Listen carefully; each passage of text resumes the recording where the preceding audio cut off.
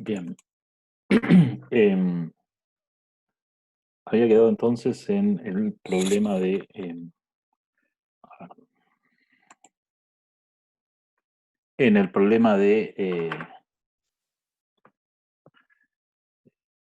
muy buena clase, dice alguien. Bien, es como Eh, esos que se recomiendan a sí mismos en Mercado Libre.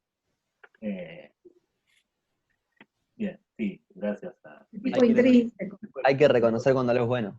después le paso. Eh, Hay que ponerle las estrellitas después. sí, La estaba hablando del acto uberización de la la docencia. uberización de la docencia. Vamos.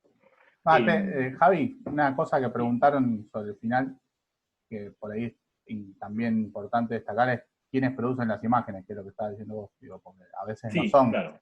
en algunos casos hay imágenes de violencia que no son producidas por los No, propios perpetradores, digamos. exactamente. O incluso son Digamos, accidentales.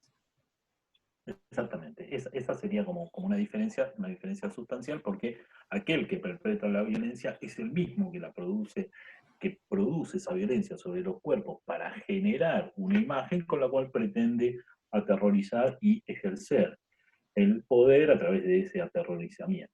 ¿Sí? Esa sería como la lógica del funcionamiento y es lo que supone una diferencia radical respecto, en relación a lo que encuentra Bredekamp.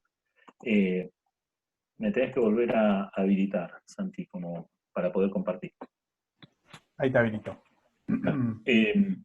Es una diferencia radical en relación a lo que Bredekamp encuentra, y ahí sí hay una transformación histórica eh, permitida, en realidad, por una posibilidad constante de vínculo con la imagen. Es decir, porque aquello que le ocurre a un cuerpo en la imagen nos aterroriza, y eso ha ocurrido siempre, porque nos sentimos una relación corporal con eso que estamos viendo, es que ese tipo de producción de imágenes que transgrede la lógica eh, de construcción de imágenes políticas que ha ocurrido a lo largo de la historia, mostrando esa violencia gratuita, casi con un sentido aleccionador, eh, es algo que sí implica una novedad histórica. Como decía, una novedad histórica fundada en en el hecho de que lo que vemos que le ocurre al cuerpo en imagen puede ser, ¿sí? Piensen ustedes lo que puede haber significado eh, los desastres de la guerra de Goya, pero eso tiene un sentido completamente distinto, tiene un sentido propagandístico en contra de ese tipo de violencia y no reivindicador de esa violencia. ¿Sí? Lo que yo decía entonces es un modo distinto, es un modo de aterrorizar de un modo diferente, diciendo voy a ejercer la violencia en contra de tu cuerpo del mismo modo en que estoy ejerciendo la violencia en contra de este cuerpo en este preciso momento. Hay otros modos, como decía, de, de generar ese efecto de terror que tiene que ver con lo que venimos viendo hasta ahora en relación a el frontispicio de Leviatán. ¿Qué es lo que ofrece el frontispicio? ¿Qué es la idea de una soberanía que ofrece un resguardo? ¿Sí? Es un cuerpo en donde el Estado es un cuerpo al cual pertenecemos, resignando, por supuesto, las libertades que poseíamos en el estado de naturaleza. Es un cuerpo al que pertenecemos, pero que nos ofrece seguridad, que no nos somete a la violencia.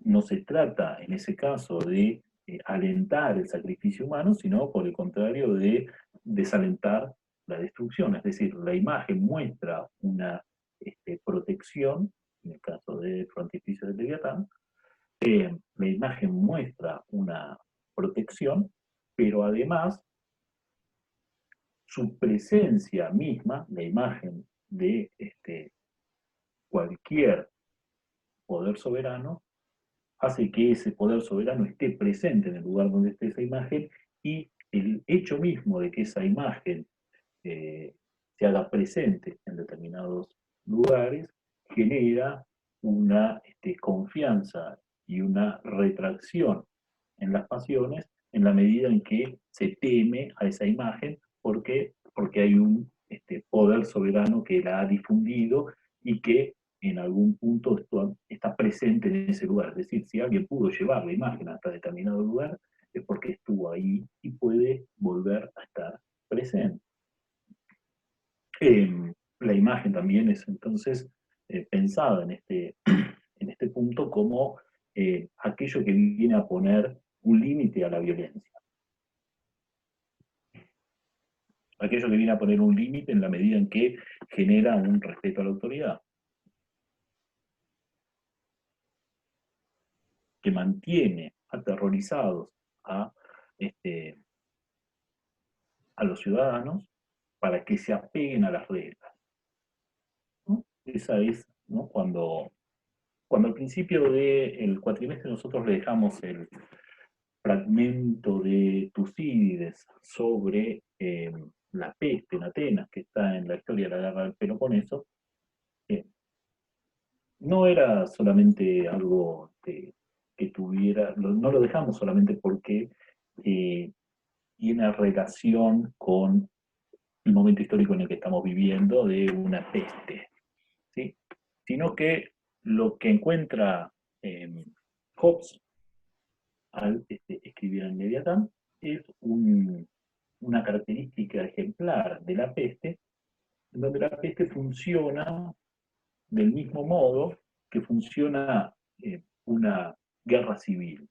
¿En qué medida se produce esa equivalencia? En la medida en que la peste, en la medida en que la peste no tiene una cura, no siento sobre mí el peso de la ley. ¿Qué, qué miedo puedo tenerle a la sanción de la ley si estoy condenado a muerte prácticamente por la enfermedad? Y las posibilidades de sobrevivir son muy pocas, ¿por qué tendría que atenerme a limitar mis pasiones, que son, en definitiva, aquello que quiere obtener Hobbes? ¿Por qué tengo que, aquello que deseo, por qué no lo puedo obtener de un modo inmediato y disfrutarlo lo antes posible, siendo que me siento prácticamente condenado por el hecho de que haya una epidemia?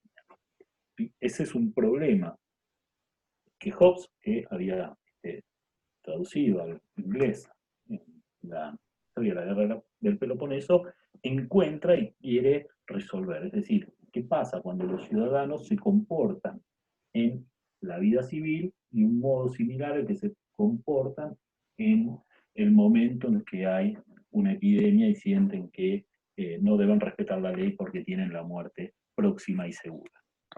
Bien, como piensa Hobbes, y que es lo que le interesa a Bredicam, de ese modo de pensar de Hobbes, Hobbes piensa que no basta con la palabra, sino que hay que generar una imagen del poder que lo haga visible, que lo haga permanecer ahí donde no está, y que en ese hacerse visible del poder se genera un respeto por la regla.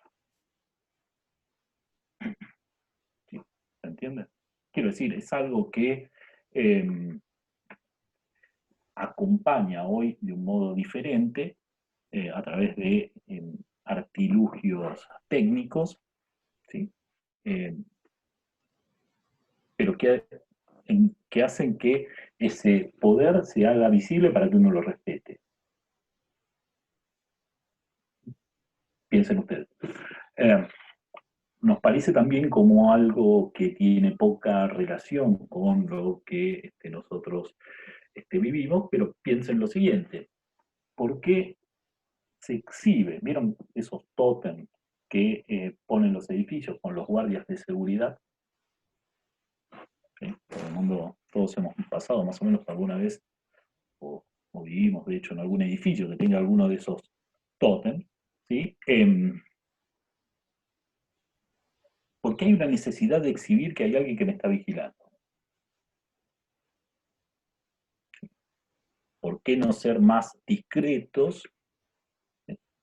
Poner simplemente una cámara, bien, porque la cámara puede que no se vea, porque puedo yo sospechar que detrás de la cámara no hay nadie viéndola, sino que la cámara esté en efecto desconectada, como muchas veces ha ocurrido, con lo cual necesito un correlato en imagen que haga presente a ese poder que en realidad no está presente, ¿sí? Está a distancia, está en otro lugar, pero que me está viendo y que al sentir que me está viendo, eh, refreno ciertos impulsos a cometer alguna tropelía en contra de la propiedad.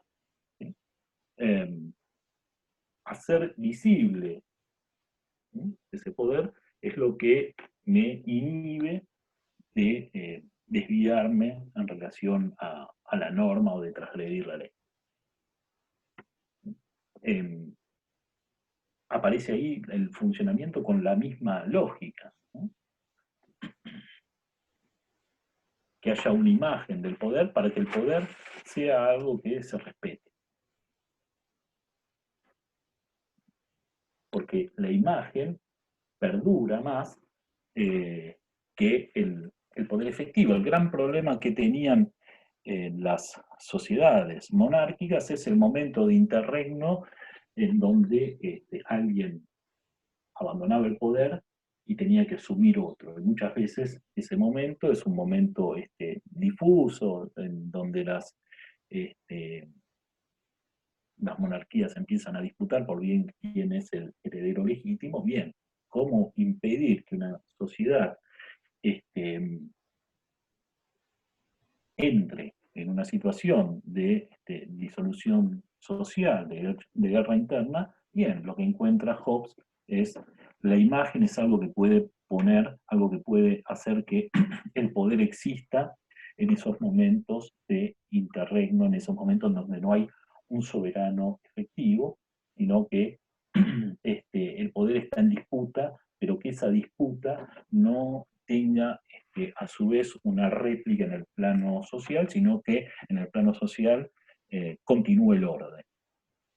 ¿Sí? La existencia de una imagen, el tipo de vínculo que tenemos con las imágenes, el tipo de vínculo que tenemos con las imágenes producidas por el poder, hace que refrenemos ese impulso. De hecho, ese sería como el verbo que usa Tucídides, ¿no? ¿Por qué la gente no se refrena en relación a sus pasiones? Bien, la imagen es lo que permitiría que efectivamente eh, no expresemos de inmediato aquello que deseamos, sino que nos atengamos al respeto por las reglas, incluso en un momento en donde el poder soberano no está presente.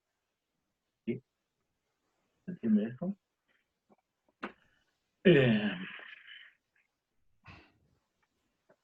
Bien, nos queda finalmente, y voy cerrando ahora sí, nos queda el acto de imagen intrínseco, ¿verdad? En el acto de imagen intrínseco lo que va a ocurrir, plantea Bredicam, es que la Pato Formel va a cobrar una centralidad, si bien está presente en las modalidades anteriores de producción de acto de imagen, el, el, el en el acto de imagen intrínseco, la Pato Formel cobra una centralidad en la medida en que aquello que está posibilitado por el acto de imagen es lo contrario de la situación de aterrorizamiento, que es en la medida en que la Pato Formel y la producción de imágenes me permiten tomar una distancia respecto de mi propio terror, es decir, poner ese terror en la imagen, investir esa imagen con el terror, permiten un distanciamiento respecto del terror efectivo que me puede producir el funcionamiento del mundo y me permiten llevar a la producción de una reflexión sobre ese funcionamiento del mundo. Es decir, si puedo pensar, es porque puedo dejar de aterrorizarme, y si puedo dejar de aterrorizarme es gracias al funcionamiento de la patoformel que Breve también encuentra de un modo central en estas imágenes intrínsecas. En el acto de imagen intrínseca, es decir, el acto de imagen intrínseca tendría en buena medida como consecuencia la posibilidad de poder pensar en tanto tomo distancia de mis propios terrores, generando una imagen para depositar ahí ese miedo. ¿Sí? ¿Se entiende esto? No lo Hay entendí. una frase que se le atribuye a Barbour que me parece que podría andar acá. Él dicen que decía, no la escribió nunca, que estás ahí y no me haces nada. Que la diferencia entre un acto de violencia perpetrado realmente y la imagen del arte del acto de violencia es eso, esa distancia que me permite a mí una cierta libertad con respecto a las pasiones, todas ellas, que me permite funcionar de otra manera y no estar inmerso en un mundo en el que sería arrastrado por las pasiones. Exacto, ¿no? No me pongo ese miedo, ¿sí? Como dice la frase de Barbour, si mal no recuerdo, era, tú vives, estás ahí y no me haces nada. Bueno, le tengo miedo Piensen en el demonio de Lutero, que Lutero veía al demonio. Una vez que yo tengo una imagen del demonio, la diferencia es abismal. Está claro, ahí la imagen del demonio y no me hace nada. Veo que no me hace nada, ¿no? Veo que puedo postular a el miedo, ¿sí? En una figura concreta, ¿sí? Puedo pensar el miedo Puedo manejar mi miedo y exactamente. no dejarme arrastrar por él. Esa es la diferencia. Que Exacto. en el caso de Barbour lo plantea en términos de imagen. Y creo que la imagen del Leviatán no deja de ser una imagen fundada en el miedo, porque toda la teoría de Hobbes se basa en que tenemos miedo de que el otro nos mate, porque en el fondo vamos a querer todas las mismas cosas y somos capaces de matarnos unos a otros por obtenerlas. Y entonces el miedo a la muerte es lo que me lleva a ser parte de ese corpus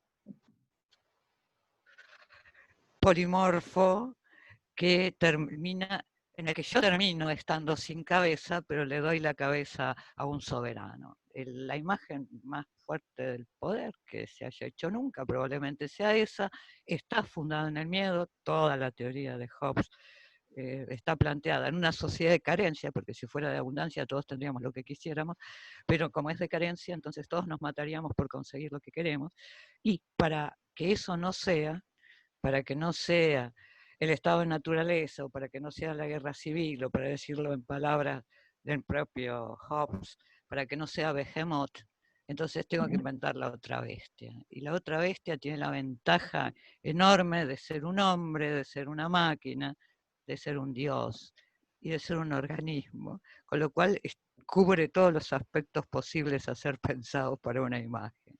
Y eso va a ser el Leviatán. Sí.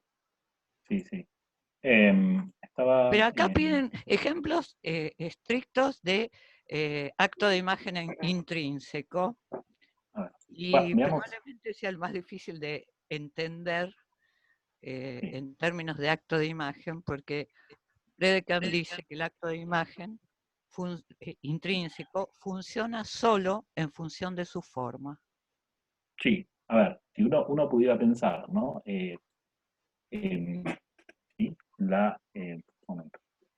el funcionamiento de la imagen, ¿sí? ¿No? Uno puede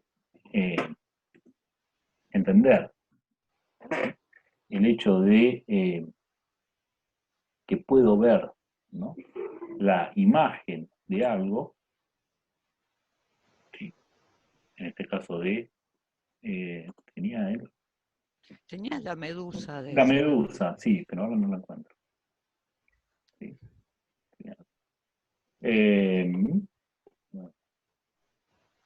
Que Bien, además, puedo verla, míticamente, es una imagen que terroriza. así es, pero puedo mirar la imagen, ¿sí?, sin sufrir consecuencias. En el mito, si vos mirabas la imagen, Exactamente, te te morías. convertías en piedra, Te ¿no? convertías en piedra. ¿Sí? Ahora puedo ver la imagen de la medusa sin que me pase nada. Es decir, el temor, es lo que puedo decir respecto de esta imagen es: tú estás ahí, vives y no me haces nada. Es decir, la puedo ver ver sin que tenga ningún efecto negativo en mí, y por lo tanto eso me puede llevar a reflexionar acerca de mis propios terrores. Perdón, disculpe, ¿algún ejemplo podría llegar a ser el ver imágenes de los campos de concentración? Que es, ¿no? No. No sé. Uruguay. No creo que por la propia forma funcionen Claro, no esos. funciona Claro. en ese caso por la forma, sí, es verdad. Claro. Sí, es verdad que se puede pensar imágenes de masacres donde se produce Claro. distanciamiento, pero no son patos formen. Ok. A pesar que estemos pensando en la mirada, que sí es una patos formen. En la mirada, por ahí habría que pensar. El mirar mirando. Exacto. La verdad que es una figura complicada, la forma Sí. sí. No, porque Sí. además, por ejemplo, podría ser una imagen abstracta la Exactamente, El sí, punto y la que línea. funcionara como acto de imagen intrínseco. Ujú. Ahí está. Miguel mandó un cle. Claro, yo Porque la idea tenía... es esa, es algo que funciona por su forma y no por las formas en que funcionaban los otros actos de imagen. Ujú. De hecho, cuando Javi empezó hablando del speech act, el acto de habla, el acto de habla tiene algo fundamental, que es que aquel... No, eso no es cle, amigo. No, lo Apolo. puse yo, es Polo. Bueno. Pensé que era la Sí. imagen que había mandado amigo. No. Y yo digo, wow, qué brutal. No. Bueno, no, que el acto de habla está necesariamente ligado a una figura, que es a una figura de autoridad que es el que lo pronuncia. Y en cambio, el acto de imagen, en breve, nunca está ligado a una figura de autoridad, a la autoridad de la figura que lo emite, digamos. Y eso a mí me parece raro, porque de verdad, si yo les digo desde ahora son marido y mujer, eso no vale nada, pero si lo dice un juez, eso es hacer cosas con palabras.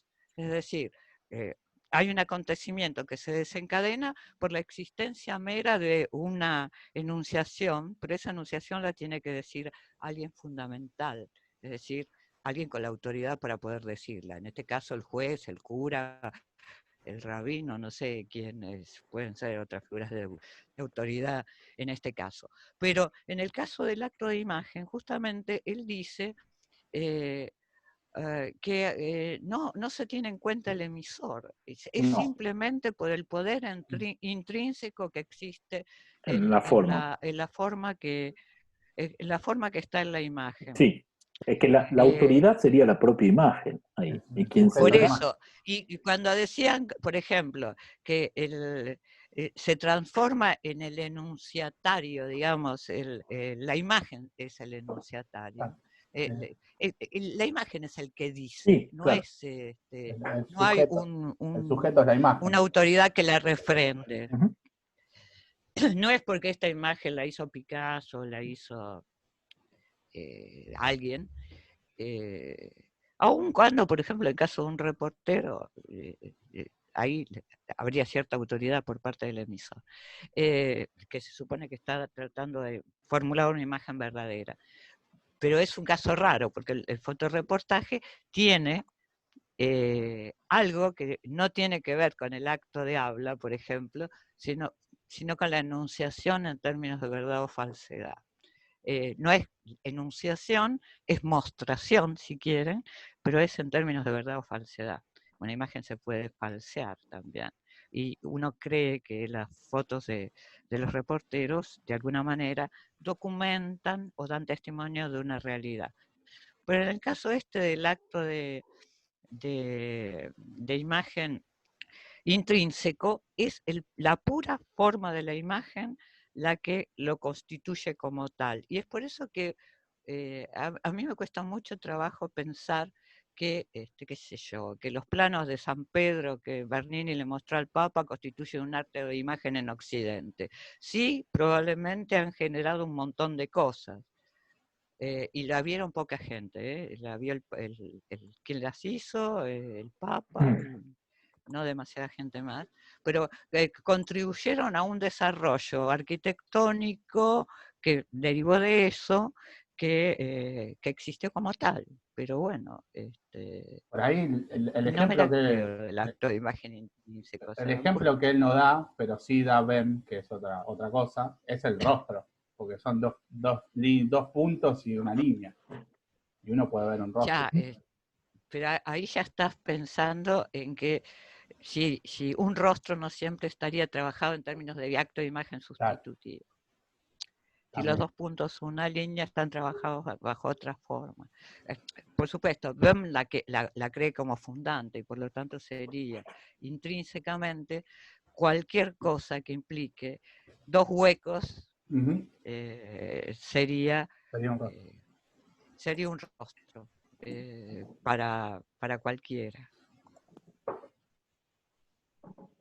Bien. Estamos entonces, no sé si ahí quedó un poco más claro, hubo un poco de desesperación en el momento de hablar del acto intrínseco, por lo menos lo que veo en el chat. Espero que haya quedado un poquito más creo que quedó claro. Cómo funciona, digamos, que tiene A que ver, ver. yo no reniego que las imágenes puedan constituirse, no siempre, a veces, en actos de imagen. Que una imagen se constituya en acto de imagen sería que funcionara de la misma manera que un imperativo en el lenguaje, por ejemplo. En ese sentido, el cartel que vieron ustedes que trabaja Ginsburg es un acto de imagen, negablemente, y es hacer algo en el mundo a partir de una imagen. Pero la tripartición de Bredekamp, en esquemático, sustitutivo e intrínseco, es discutible en varios aspectos. Hay uno en que pareciera ser que es más sólida la formulación, y es en el segundo, en el sustitutivo. El cambio del cuerpo por la imagen y la imagen por el cuerpo es lo que funciona en toda imagen de culto, seguro, y en muchas imágenes que no tienen nada que ver con ellos también. Pero la cuestión del esquemático y los pobres ejemplos que da, los videos de Bill Viola hizo una cantidad enorme de videos en los que miman cuadros famosos. Y uno de esos puede encontrar ejemplos por todos lados, pero no sé si eso constituye un subgénero. Y el otro es el poder que pueda llegar a tener una imagen por su propia forma, independientemente de si esa forma es abstracta o figurativa, por ejemplo. Y ahí sí, quizás uno podría encontrar que hay algunas formulaciones de las imágenes, por ejemplo, la horizontalidad de la imagen, el predominio de las líneas horizontales en la imagen, que trabaja visualmente de una manera muy distinta que las diagonales, por ejemplo. Y entonces, si es por la forma que hay un impacto en aquel que la ve, quizás lo podríamos trabajar en ese sentido. La pacificidad que transmiten las imágenes en las que predominan las líneas horizontales y de alguna manera el movimiento que producen las que trabajan líneas verticales. Sobre todo en las que son diagonales, no necesariamente verticales. Pero bueno, es bastante difícil para mí encontrarle una vuelta para explicar que es un acto de imagen intrínseco. Sí, la definición es esa que les dije, es aquel que vale por su propia forma. Es decir, aquel que constituye a partir de su forma. Ojo, la forma también es un componente de los también, pero y no por algún agregado además de su forma. Bien. No sé si hay alguna pregunta más. Acá hay una serie de cuestiones que abordan determinados ejemplos. Preguntan si una imagen de guerra sería un acto de imagen. Precisamente es lo que le interesa a Bredekamp, es cómo la imagen se utiliza como un arma más, ¿no? Cómo hay una continuidad entre el hecho de utilizar un arma y utilizar una imagen. Se utilizan las imágenes como parte Además de... dice que en las guerras desiguales, que son las que andan por ahí, la imagen se convierte inmediatamente Claro que sí, en un arma de guerra. en un arma de guerra, claro, porque, digamos, si yo tengo que pelear soy un grupo de desarrapados que está peleando contra una potencia nuclear, decapitando un par por ahí, desmoralizo bastante al enemigo. Consiguen algo. Y exhibiéndolo, ¿no? Por ahí consigo algún tipo de efecto. Pero fijémonos, por ejemplo, en las revueltas que hay ahora en Estados Unidos en relación a la muerte de los negros, las imágenes que además fueron precariamente tomadas y que no fueron tomadas como por aquel que tenía un teléfono, quiero decir, no tuvo ninguna intencionalidad de hacer nada, no fue que trató de hacer del muerto un algo, Sí, terminan siendo banderas, terminan siendo armas de batalla, eso es el sí, asunto. claro, claro. Se utilizan como parte de una estrategia de lucha política, eso está claro, y en ese punto sí, no siempre las imágenes de guerra tienen esa función, pero muchas veces sí, y se utilizan con esa intencionalidad, ¿no? Si ustedes La quieren... otra, las banderas es un caso muy especial, porque las banderas son símbolos, de la misma manera que Ujú, alguien preguntaba antes del bastón de mando y de todas esas cosas. ujú, El poder necesita siempre exhibirse. Foucault lo dice por ahí y creo que tiene razón. Es decir, hay como una suerte de necesidad de exhibibilidad. Yo creo que la ujú. exhibición es un carácter muy propio del poder y esa necesidad de ser exhibido funciona siempre, desde la pompa y el boato hasta el rey en las monedas. Es decir, Ujú. la necesidad del poder de exhibirse, y a lo mejor no necesariamente para hacer algo en particular, sino por la pura exhibición, quizás. Exactamente, sí. Eso es algo que va intrínseco al poder. El problema es quizás cuando no tenés un poder que sea capaz de ser exhibible en algún momento. Y es por eso lo que Claro. decía Javier del interreño. El interreño es el momento dificultoso en que no existe el rey. No existe el rey porque se murió. Y todavía no subió el otro rey. Y en el caso del Leviatán de Hobbes, antes de que, como decía Betty, los franceses le cortaron la cabeza al rey y tardaron 2 años en cortarle la cabeza, lo tuvieron preso y después le cortaron la cabeza. Los ingleses le habían cortado la cabeza a un rey y eso es un dejar absolutamente el poder real. Porque si vos podés matar a un rey, podés matar a cualquier rey. Los ingleses lo han hecho mucho, basta leer Macbeth. Pero el asunto es cómo se conforma un poder que vaya más allá de las personas que lo detentan. Y para eso tenés que buscarle un fundamento. Hobbes lo hace, y además en algún momento hay que pensar también que Hobbes sintió la necesidad de hacer una imagen de eso, porque todo el mundo está de acuerdo en que esa imagen del frontispicio está pergeñada por Hobbes, es decir, que no es un invento. En algunos casos sí, probablemente tenga algo que ver con alguna peculiaridad del señor que la grabó, es decir, el que hizo el dibujo y el que la grabó. Pero por otro lado, es esa necesidad, y además es algo bastante típico del siglo XVII, ¿no? En el siglo XVII aparecen muchos libros con frontispicio. Como, y así como alguien decía, Diego era que decías que de pronto las computadoras tuvieron imágenes, de pronto los libros tuvieron imágenes.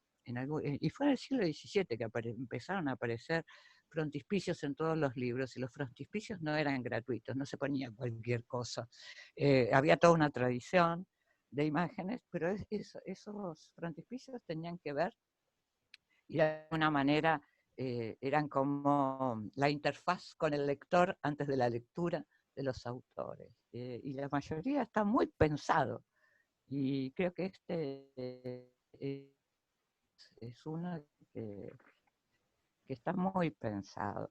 Y por otro lado resulta eficaz. Cuando Schmitt dice la imagen más potente de toda la teoría política, tiene razón. Nos guste o no. Digo, yo soy muy anti-hobbesiana, muy anti-straussiana, pero no dejo de pensar que es una imagen potente. Y es la imagen del poder tal como lo entendemos nosotros. Es el poder como representación. Y eso también es muy del siglo XVII. Y algún día ojalá se acabe. Pero seguimos pensando poder bajo esa forma. Bueno, nada más. Bien, se está por cortar, no retomemos ya, dejo para la próxima algunas lecturas, veamos los textos, habíamos mencionado el texto de Fleckner, creo que el de Gamboni tampoco lo llegamos a ver, y el de Yoske, ¿para qué sirve la iconografía política? Avancemos por ese lado que creo que no llegamos a verlo, ¿sí? De todas formas, mando un recordatorio vía mail de todo esto. Nos despedimos antes de que se corte abruptamente. Nos estamos viendo el miércoles si todo funciona